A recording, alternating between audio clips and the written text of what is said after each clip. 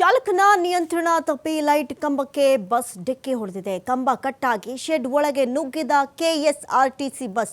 ಮುಧೋಳ ತಾಲೂಕಿನ ಲೋಕಾಪುರದಲ್ಲಿ ನಡೆದಂತಹ ಘಟನೆ ಇದು. ಅದೃಷ್ಟವಶಾತ್ ಭಾರಿ ದುರಂತ ತಪ್ಪಿಬಿಟ್ಟಿದೆ.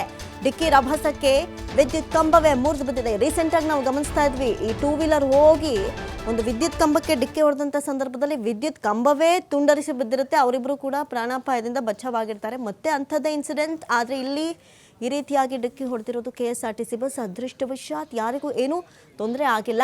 ಡಿಕ್ಕಿ ರಭಸಕ್ಕೆ ವಿದ್ಯುತ್ ಕಂಬವೇ ಮುರಿದು ಬಿದ್ದಿದೆ. ಶ್ರೀಶೈಲಕ್ಕೆ ಹೋಗಿ ವಾಪಸ್ ಆಗ್ತಾ ಇದ್ದಂತಹ ಸಂದರ್ಭದಲ್ಲಿ ಈ ಘಟನೆ ಜರುಗಿರೋದು. ಬಸ್ನಲ್ಲಿದ್ದಂತಹ ಇಬ್ಬರಿಗೆ ಗಾಯವಾಗಿದೆ. ಉಳಿದ 20 ಜನ ಸೇಫ್ ಆಗಿದ್ದಾರೆ ಎನ್ನುವಂತಹ ಮಾಹಿತಿ ಲಭ್ಯವಾಗ್ತಾ ಇದೆ. ಲೋಕಾಪುರ ಪೊಲೀಸ್ ಠಾಣಾ ವ್ಯಾಪ್ತಿಯಲ್ಲಿ ನಡೆದಿರುವಂತಹ ಘಟನೆ ಇದು. ಈ ಕಂಟ್ರೋಲ್ ತಪ್ಪಿ ಈ ರೀತಿಯಾದಂತಹ ಒಂದು ಆಕ್ಸಿಡೆಂಟ್ ನಡೆದಿರೋದು.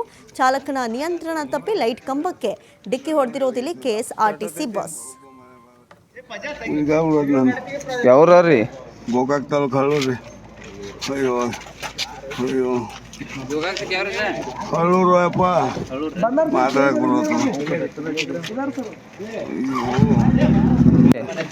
ಆಮೇಲಪ್ಪ ನನಗೆ ಒಂದು ಮಾಡ್ಕೊಂಡಿ ನಡಿಗಾರ ಪೆಟ್ಟತೈತೇನು ಹೋಗೋ ಮನೆ ಈಗ ಉಳೋದು ನಾನು. ಯಾವ್ರಿ ಗೋಕಾಕ್ ತಾಲೂಕು ಹಳ್ಳೂರು. ಅಯ್ಯೋ